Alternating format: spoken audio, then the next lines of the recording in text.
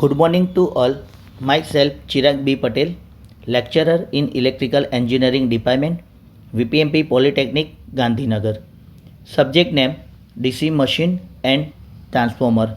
Subject code 3330902. Unit name single phase transformer. Topic name efficiency of transformer and condition for maximum efficiency of transformer. Now objective definition of efficiency and condition for maximum efficiency. Now efficiency of ટ્રાન્સફોર્મરમાં જે power loss થાય છે માટે આપણે જેટલો power ટ્રાન્સફોર્મરને આપીએ તેટલો બધો જ પાવર ટ્રાન્સફોર્મર બહાર આપતું નથી. આ માટે કાર્યક્ષમતા એફિશિયન્સીનું પદ યોજવામાં આવતું હોય છે. તો એફિશિયન્સીની ડેફિનેશન તરીકે આપણે eta is equal to output power upon input power into 100. તો આ રીતે આપણે એફિશિયન્સીનું ઇક્વેશન દર્શાવી શકાય છે. હવે તમને ખબર છે કે output power upon input power ટ્રાન્સફોર્મરમાં જ્યારે આપણે ઇનપુટ પાવર આપીએ છીએ સિંગલ ફેઝ વોલ્ટેજ 230 ત્યારે આપણને બે વસ્તુ મળે છે, આઉટપુટ પાવર વત્તા ટ્રાન્સફોર્મરમાં આયર્ન લોસ અને કોપર લોસ. એ રીતે આપણને લોસ પ્રાપ્ત થાય છે. એટલા માટે આપણે આ જ ઇક્વેશનની અંદર ઇનપુટ પાવરની વેલ્યુમાં ચેન્જ કરીશું. તો ઇક્વેશન નંબર સેકન્ડમાં તમે જોઈ શકો છો કે આઉટ પાવર અપોન આઉટપુટ વત્તા લોસીસ, જે આપણે વાત કરી એ જ રીતે કે ઇનપુટ સપ્લાય આપીએ એટલે આઉટપુટ વત્તા લોસીસ ટ્રાન્સફોર્મરમાં મળશે. હવે eta is equal to output upon output વત્તા લોસીસ ટ્રાન્સફોર્મરમાં બે રીતના છે, આયર્ન લોસ અને કોપર લોસ. આયર્ન લોસને આપણે WI વડે દર્શાવી શકાય છે અને કોપર લોસને આપણે WC વડે દર્શાવી શકાય છે. એ જ રીતે જો આપણે આઉટપુટ ઉપર ઇક્વેશન કરતાં કરીએ તો આપણું આઉટપુટ ઉપરથી ઇક્વેશન એવું બની શકે કે ફરીથી મેં લખેલું છે eta is equal to input minus losses, જેને આપણે આઉટપુટ પાવર તરીકે ઓળખી શકાય છે. અને નીચે તમે લખી શકશો ઇનપુટ ઇન્ટુ 100. તો આ રીતે એફિશિયન્સીનું ઇક્વેશન બનશે. હવે eta is equal to input minus લોસીસની અંદર ફરીથી આપણે બે જ લોસીસ આવશે, iron loss minus copper loss. Actually જ્યારે પણ લોસીસ બોલવામાં આવે ત્યારે બ્રેકેટમાં પણ તમે બોલી શકો છો આયર્ન લોસ વત્તા કોપર લોસ. ચિહ્ન વચ્ચે માઇનસ હોવાથી બંને જગ્યાએ માઇનસ ચિહ્ન લાગશે. ઓકે, તો એફિશિયન્સીની ડેફિનેશન આ રીતે ક્લિયર થશે, output power upon input power into 100. ટ્રાન્સફોર્મરમાં પાવર લોસ થતો હોય છે એટલા માટે. હવે ટ્રાન્સફોર્મરની condition for maximum efficiency of the transformer. જેમ જેમ ટ્રાન્સફોર્મરમાં લોડ પડે છે તેમ તેમ કોપર લોસ વધતો હોય છે. ટ્રાન્સફોર્મરમાં તમે જેમ જેમ લોડ વધારશો એમ ટ્રાન્સફોર્મરમાં કોપર લોસ વધશે, પરંતુ આયર્ન લોસ હંમેશા કોન્સ્ટન્ટ જ રહેતો હોય છે. હવે લોડ જેમ જેમ વધશે એમ એફિશિયન્સી પણ વધે છે, એટલે અમુક ભાર પર એફિશિયન્સી મેક્સિમમ બનશે.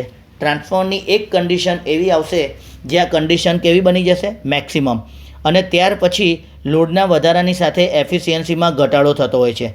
અને આપણે મહત્તમ એફિશિયન્સી માટેની અમુક જે શરત આપણે ધ્યાનમાં લઈએ તો આપણી સ્ટાર્ટિંગ આપણા એફિશિયન્સીના ઇક્વેશનથી થશે.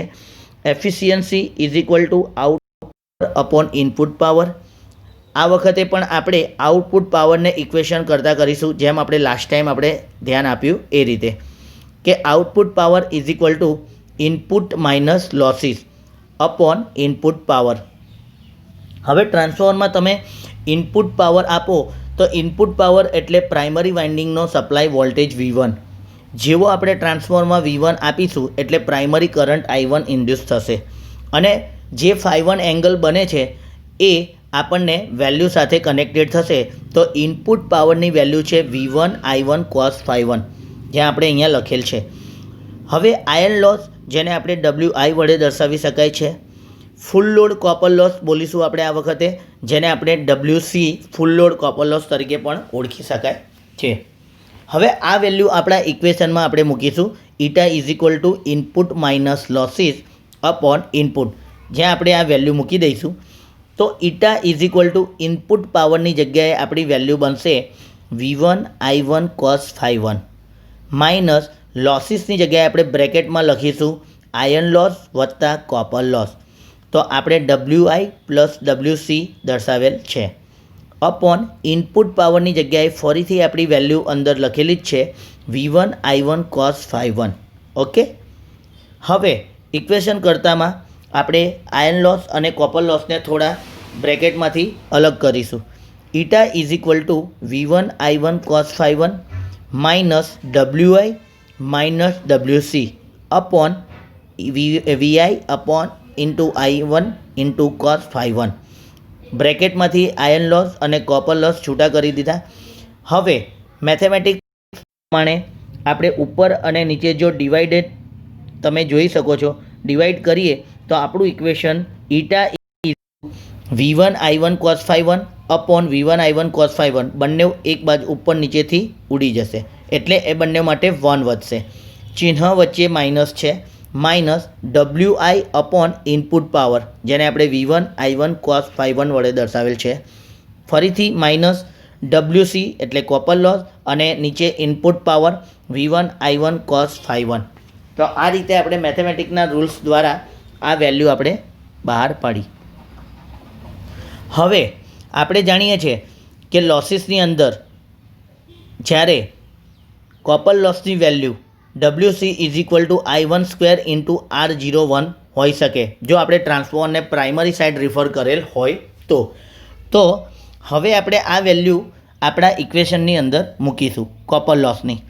હવે eta is equal to 1 minus iron loss same WI નીચે input power V1 I1 cos phi 1 minus હવે કોપર લોસની વેલ્યુ આપણે મૂકેલી છે પ્રાઇમરી વાઇન્ડિંગ જેમ રેઝિસ્ટન્સ રિફર કરેલ છે એ, તો I1 square into R01 upon આપણે ઇનપુટ પાવર જેને આપણે V1 I1 cos phi 1 વડે દર્શાવેલ છે.